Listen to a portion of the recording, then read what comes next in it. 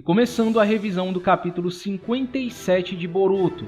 Partindo de onde o capítulo anterior parou, o Kodo questiona as razões do Boru ter desobedecido às ordens do Jigen, até mostrando ter uma certa empatia por ele.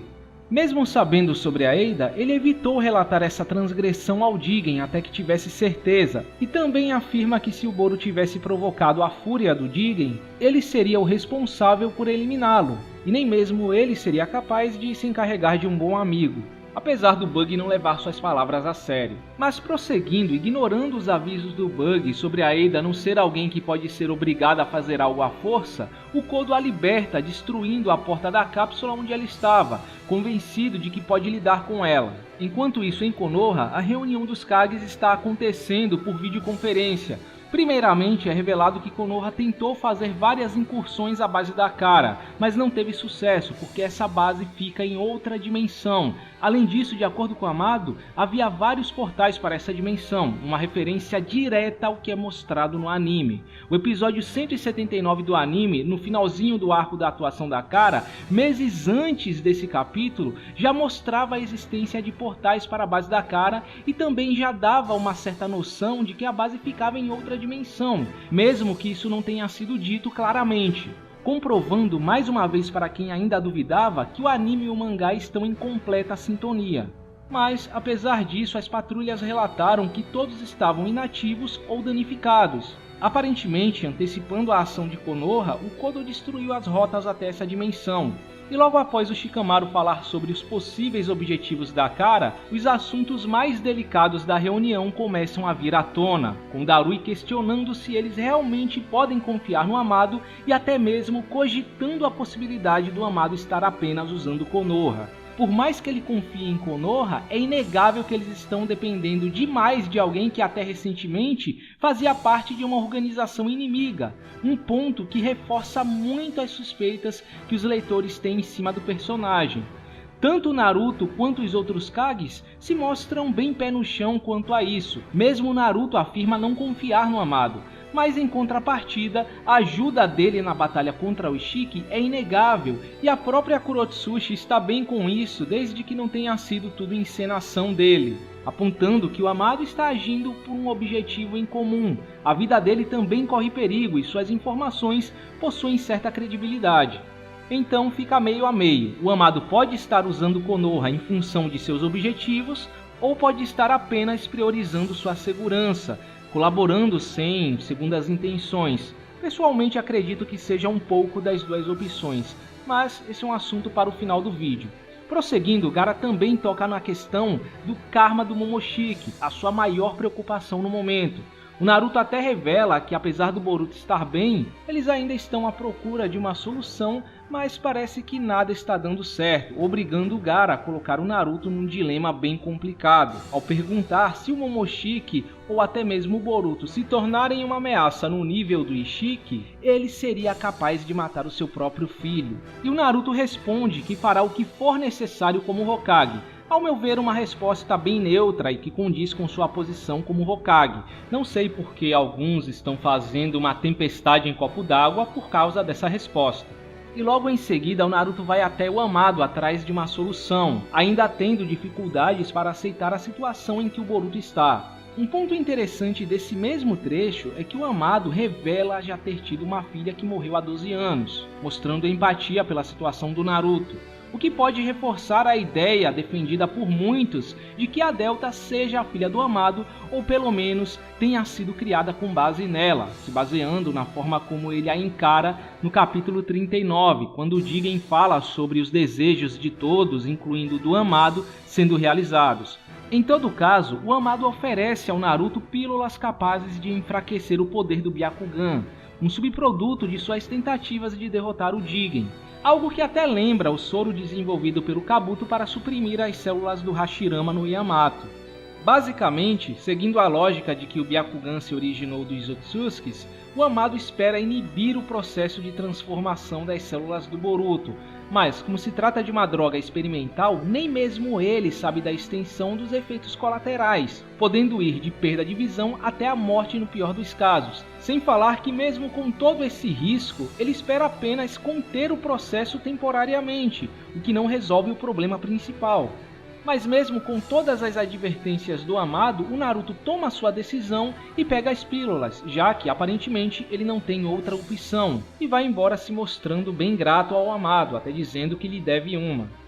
E finalmente, voltando ao despertar da Eida, é revelado um novo detalhe marcante sobre sua aparência. Quando ela abre os olhos, suas pupilas lembram muito o símbolo do ramo secundário dos Otsutskis da Lua, indicando que seus olhos podem ser doujutsu genuínos, mas isso é um assunto para o final do vídeo. Pois bem, ela simplesmente sai da cápsula ignorando completamente o Kodo, deixando-o enfurecido. Ele tenta ameaçá-la usando sua habilidade, dizendo que vai eliminá-la de acordo com as ordens do Jigen se ela não quiser ouvi-lo. Detalhe que ele faz questão de colocar um desses cintos nela no momento em que abriu a cápsula, provavelmente antecipando que teria que obrigá-la à força, por isso que abriu a cápsula dessa forma tão bruta. Aparentemente, esses cintos aparecem na direção em que ele aponta as garras, o que pode ser visto claramente nas marcas deixadas na cápsula. A Eida até desafia o Kodo a tentar, mas misteriosamente ele não consegue mover as mãos, assumindo ser alguma habilidade dela. Por fim, ela esclarece que não foi sua intenção ignorá-lo, ela apenas estava preocupada com o mau hálito após dormir por um longo tempo, quebrando o clima tenso da situação em que ela estava, o que dá até um certo carisma à personagem. Prosseguindo, enquanto espera que a Eida esteja mais à vontade para que eles tenham uma conversa, o Kodo parece estranhamente interessado nela, quase destoando da personalidade mostrada instantes atrás, mas o Bug revela que na verdade ele estava sendo afetado pela habilidade da Eida, a habilidade de roubar corações, por isso ele não foi capaz de atacá-la antes, deixando o Kodo impressionado. Porém, a Eida chega esclarecendo que suas habilidades são bem mais inconvenientes do que parecem. Em resumo, a clarividência ou Senrigan, que ainda não está muito claro se é referente à habilidade ou ao possível doujutsu em si, pois Senrigan pode ser traduzido literalmente como clarividência, projeta a consciência da Eida em eventos do presente ou do passado no período de seu nascimento em diante. Ela não é capaz de enxergar eventos do futuro ou de um passado anterior ao seu nascimento. Na própria analogia feita pela Eida, é como observar várias câmeras de segurança espalhadas pelo mundo, que inclusive podem transcender até dimensões, pois ela foi capaz de ver a morte do Ishiki, assim como o diálogo entre a alma dele e o Kodo. Por isso ela foi chamada de aquela que sabe de tudo sobre o mundo. Seguindo com o diálogo, a Eida já previa que o Kodo iria procurá-la tentando achar uma forma de desativar o limitador de seu corpo, algo que o próprio Kodo afirma que precisa para ser capaz de matar Naruto e Sasuke. Creio que a essa altura do campeonato ele já deve saber que eles não são mais tão poderosos quanto antigamente. Bem como eu já estava supondo na revisão passada, uma das prioridades do Kodo no momento seria achar alguém capaz de tirar esse limitador dele. Nesse caso, alguém que teria informações sobre isso. Porém, a Eida explica que só o Amado conseguiria tirar esse limitador.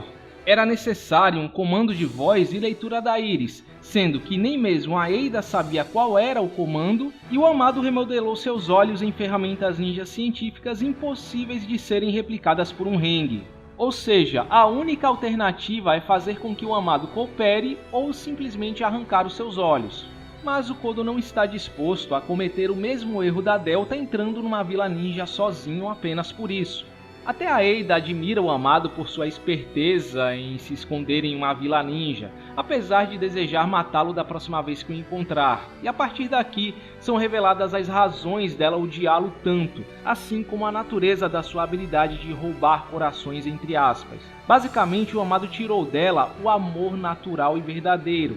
Essa habilidade é capaz de fazer com que qualquer um, seja homem ou mulher, se apaixone por ela à força. E por isso, mesmo que alguém se apaixone por ela genuinamente, ela não tem como saber se os seus sentimentos são reais ou não, fazendo Kodo finalmente entender a razão do Boru ter desobedecido às ordens do Jigen. Ele também foi afetado pela habilidade da Eida. Porém, também é revelado que essa habilidade possui seus limites, não afetando parentes de sangue, se atentem a esse detalhe, e Otsutskis. Por isso a Eida mostra ter um certo interesse pelo Boruto e pelo Kawaki, na esperança de que algum deles se torne o seu príncipe encantado. por estarem se convertendo em Otsutskis, especialmente o Kawaki, que a deixou emocionada com a forma como derrotou o Ishiki, o que também confirma de uma vez por todas que o karma do Kodo é um karma vazio, sem dados de Otsutsuki, ou do contrário ele não seria afetado pela Eida. E chegando ao final do capítulo, Eida e Kodo decidem cooperar, já que os seus principais objetivos não entram em conflito. A Eida só precisa de um deles, enquanto o outro pode ser usado como sacrifício pelo Kodo, e também possuem um objetivo em comum envolvendo o amado. Inclusive a Eida até já mostra a sua utilidade, observando a reunião dos Kages e informando ao Kodo que eles estavam tentando impedir seus planos. Enquanto ela puder ver e ouvir tudo, o Kodo nunca será pego. E por fim, eles fazem um brinde por seus objetivos. Agora, terminando o vídeo, tá aí mais um capítulo de transição recheado de informações e pesadíssimo em questão de diálogos. Bom, em geral, o foco do capítulo foi a introdução da Eida e o funcionamento de suas habilidades. Não me surpreenderia se esse capítulo sozinho já tenha mostrado quase tudo o que precisamos saber sobre a personagem. Aliás, eu gostei muito de como toda a parte do diálogo entre ela e o Kodo foi conduzido. Conseguiram inserir de forma bem natural as explicações sobre suas habilidades usando o flerte do Kodo, que queria saber tudo sobre ela e suas habilidades, mantendo o clima casual, sem ficar parecendo algo muito didático ou exagerado, cheio de exemplos ilustrativos, como normalmente acontece nos Battle Shonens. Me lembrando até como é feito nas HQs, onde os autores explicam questões envolvendo habilidades e entre outras coisas, muitas vezes em diálogos casuais, bem naturais, não subestimando a inteligência do leitor em entender o que ele está tentando passar. Confesso que esperava mais da reunião dos Kages e infelizmente não acabou com um grande evento acontecendo em paralelo ou discussões acaloradas, bem diferente do que eu imaginei no capítulo passado, mas foi compreensível visto que a reunião era de emergência, onde o propósito é o compartilhamento de informações sobre o Kodo e a Kara. Talvez ainda não seja o momento para a reunião dos Kages, que realmente vai gerar uma grande discórdia entre os Kages e tudo mais. Pelo menos valeu pela desconfiança em cima do amado, mostrando que os Kages são bem mais cautelosos do que a reunião onde eles decidiram deixar o Naruto encarregado do Kawaki fez parecer. E por falar no amado, sinceramente ele está se provando um dos personagens mais enigmáticos e interessantes de Boruto, se não da franquia em si.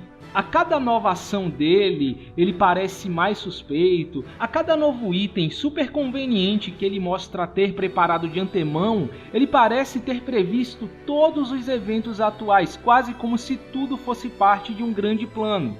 Complementando o que eu disse no resumo, creio que ele está colaborando com Konoha de bom grado, pelo menos no que diz respeito à ameaça da Kara, já que ele também é um alvo, mas ao mesmo tempo está usando ou ainda vai usar Konoha em função de algum objetivo que ele está escondendo, certamente algo envolvendo Kawaki.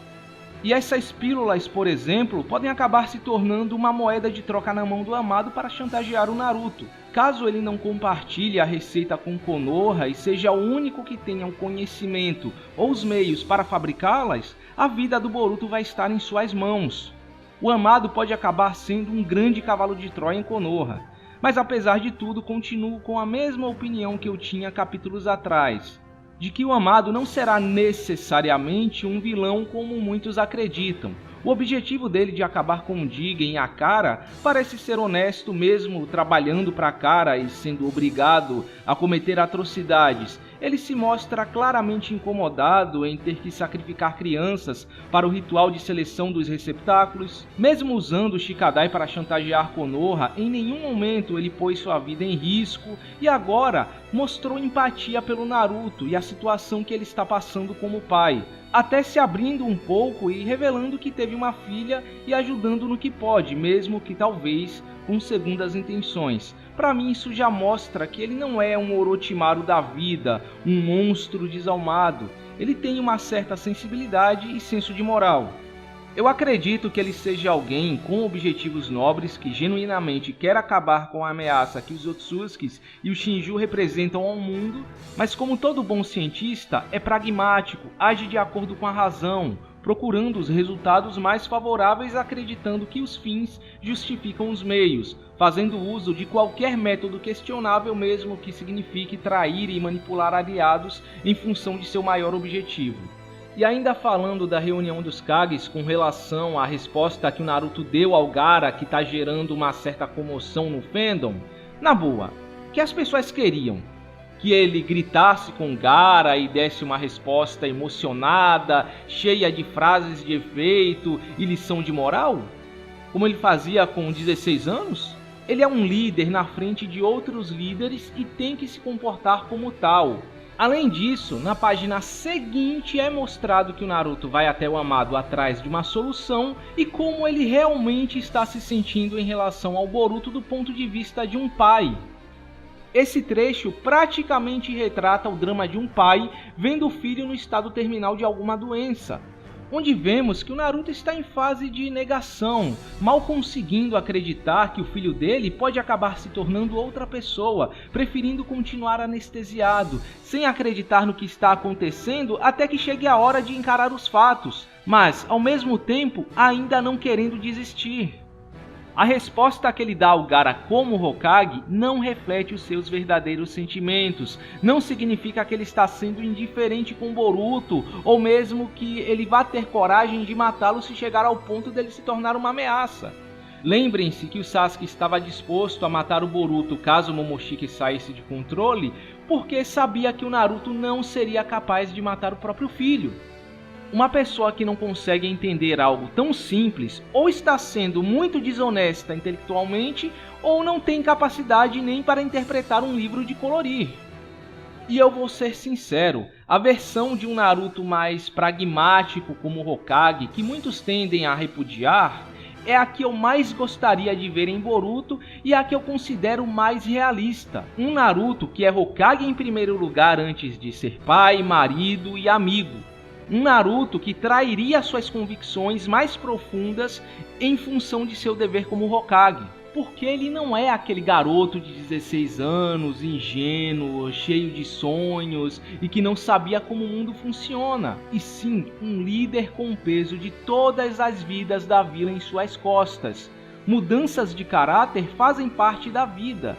Suas experiências na vida te moldam à medida que você amadurece. Ninguém é a mesma pessoa em todos os aspectos depois de 10 ou 30 anos. Sendo realista, o Naruto nem sempre vai conseguir aliar aquele lado bondoso, piedoso e idealista que vimos no clássico e no Shippuden com o seu dever como Hokage. Diria até que são extremos opostos. O Naruto não pode ser um Hokage eficiente enquanto ele se mantém íntegro, sendo quem ele é sempre.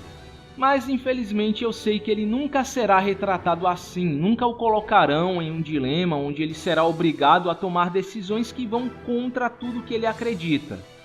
Agora, partindo para as impressões sobre a Eida, é inegável que ela já tem uma forte presença no pouco que apareceu, muito mais do que o próprio Kodo, que tecnicamente é o vilão principal no momento, mas que ainda soa como um capanga random, seja por seu design marcante ou carisma.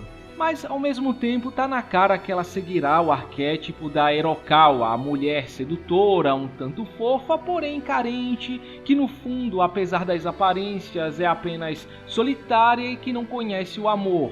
E através do protagonista vai começar a conhecer esse sentimento e mudar completamente. Possivelmente mais uma no harém do Boruto. Além disso, seu objetivo no momento ainda é muito simplório, apenas um capricho, talvez ficando mais interessante com uma história de fundo apropriada mostrando as decepções e o vazio que ela sente por não ser amada de verdade, como a Cici de Code Geass, que teve um drama parecido. Se bem que não dá para esperar tanto assim dos objetivos de vilões secundários. Mesmo a maioria dos Akatsuki não eram um primor nesse sentido. O Deidara queria provar que sua visão distorcida do que era a arte estava certa e se vingar do Itachi no processo. O Kisame queria um lugar onde pudesse pertencer sem que sua vida fosse uma mentira. Hidan queria espalhar sua religião pelo mundo, etc. Não acho que querer um amor natural e verdadeiro esteja tão distante de outros objetivos que já vimos. mas talvez o ponto mais interessante sobre essa personagem seja o seu potencial na trama. Com tudo o que foi revelado sobre as habilidades dela e sua possível conexão com o Amado. Convenhamos que as menções de que o Amado teve uma filha e que a habilidade de roubar corações da Ada não afeta parentes de sangue no mesmo capítulo parecem ter sido feitas por alguma razão. A menos que parentes de sangue da Ada apareçam no decorrer da história, o Amado é a opção mais provável. Nesse caso, a Delta, que muitos assumem ser a filha dele, pode ser uma ciborgue feita do zero, se baseando na aparência da Ada, numa tentativa do Amado de substituir a filha que perdeu. Talvez essa também seja uma das razões para ele se identificar com a situação do Naruto, porque ele também teve que tomar a decisão de sacrificar sua filha por um bem maior. Mesmo ela não sendo uma assistente do Amado ou programadora como eu suspeitei na revisão passada, acredito que a função dela não será muito diferente do que eu sugeri. Vejo que muitos estão hypando ela exageradamente, a considerando a mais poderosa do mundo, que supera o Madara e blá blá blá blá blá. Mas, sinceramente, até que ela mostre alguma habilidade em combate real, é bom ficar com o pé atrás quanto ao nível de poder dela ou se ela de fato é mais poderosa do que o Jigen no final das contas. Personagens com esses tipos de habilidades não costumam ser combatentes, normalmente servem mais como suportes ou simplesmente fazem com que outros lutem por eles. E nem tudo é uma questão de força bruta. A Ada pode ter sido descartada não por ser mais poderosa do que o Jigen, mas por suas habilidades serem extremamente problemáticas, difíceis de lidar. Com a clarividência, ela pode ver onde qualquer um está e o que está fazendo a qualquer momento, podendo prever qualquer curso de ação ou estratégia. Com a habilidade de roubar corações, ela basicamente pode colocar toda a organização cara, incluindo os ciborgues mais poderosos do que o Jigen, com exceção do próprio Jigen e supostamente do Amado, do seu lado. Independente das habilidades em combate que ela tenha ou deixe de ter, com essas duas habilidades em conjunto, ela já é uma das personagens mais perigosas de se ter como inimiga estrategicamente falando, pois ela sempre vai estar um passo à frente de seu adversário. E é disso que o Kodo precisa no momento, de alguém capaz de controlar os outros ciborgues que ele não é capaz de controlar através da força e observar os passos dos alvos de sua vingança. Porém, tudo tem que ter um limite. Se o time skip está próximo, o Kodo não pode ter condições de invadir Konoha agora ou ter aliados fortes o suficiente para isso. Ele tem que ficar longe de Konoha por uns 2 anos, provavelmente enquanto junta recursos e aliados para ser capaz de invadir Konoha futuramente, sequestrar o Amado e desbloquear seu limitador. Não duvido que existam formas de barrar a visão da Ada e que a habilidade de roubar corações tenha limitações e fraquezas que podem ir além do que foi citado, não deixando a personagem super overpower, ou do contrário, seria muito fácil para o Kodo invadir Konoha agora mesmo e colocar todos da vila sob o controle da Ada, sendo que Boruto e Kawaki ainda não estão preparados para enfrentá-los. E baseando no que eu já vi em outras personagens com habilidades similares, como a Boa Hancock de One Piece ou a Era Venenosa, vilã clássica do Batman, eu até me pergunto, será que não há uma forma de resistir a essa habilidade, mesmo sendo afetado por ela? Será que alguém com um forte senso de dever e força de vontade, ou que já encontrou o amor verdadeiro, é afetado da mesma forma? A Ada não transforma as pessoas em zumbis que só pensam nela. Podemos ver pelo Kodo e o Bug que eles continuam com o seu livre-arbítrio. Eles estão apenas apaixonados, o que certamente dificulta muito a tarefa de matá-la, mas não a torna impossível. Lembrem-se que o Itachi amava os seus pais e ainda assim foi capaz de massacrá-los priorizando seu dever como ninja. Talvez a habilidade de roubar corações não seja tão útil numa vila ninja onde os ninjas são treinados para matar os seus sentimentos e priorizar a missão. Seria quase um teste de determinação. Uns cairiam nos encantos dela, enquanto outros resistiriam e simplesmente continuariam lutando. E por último, não posso deixar de falar desse aparente misterioso doujutsu da Ada. Indo direto ao ponto, muitos dizem que pode ser fruto de ferramenta ninja científica, assim como os olhos da Delta, que no início todos achavam que seria um doujutsu. Sim, é uma possibilidade, mas eu prefiro acreditar que seja de fato um doujutsu propriamente dito. O fato dela conseguir ver tudo o que aconteceu no mundo dentro do período de seu nascimento até o presente, ao meu ver, já indica que ela nasceu com essa habilidade, ao contrário da habilidade de roubar corações, que basicamente já foi confirmado ser fruto das modificações que o Amado fez nela. E se Senrigan se referir ao doujutsu em si, porque como eu já disse, há uma confusão na tradução, ele pode estar fazendo uma referência ao deus chinês Tianlian, um deus dos mares, protetor dos marinheiros, que significa literalmente aquele que tudo vê. Inclusive, o seu nome transcrito para o japonês pode ser traduzido como Senrigan. E referenciar a mitologia japonesa, hindu, chinesa ou budismo é uma das características dos doujutsus em Naruto. E acima de tudo, esse design basicamente é o mesmo do símbolo do ramo secundário dos Otsutskis da Lua, da mesma forma que o Tenseigan representa o símbolo do ramo principal. Isso parece não ser mera coincidência. De todos os designs que poderiam escolher, por que logo esse? Ao meu ver, faz total sentido esse doujutsu estando relacionado aos Otsutskis da Lua. O nível dessa habilidade supera tudo que vimos até hoje na franquia em nível de visão, podendo até mesmo enxergar o que acontece em outras dimensões. Não me parece algo vindo de uma ferramenta ninja científica ou de um clã random. É algo que veríamos vindo do Rinnegan ou do Mangekyou Sharingan no mínimo.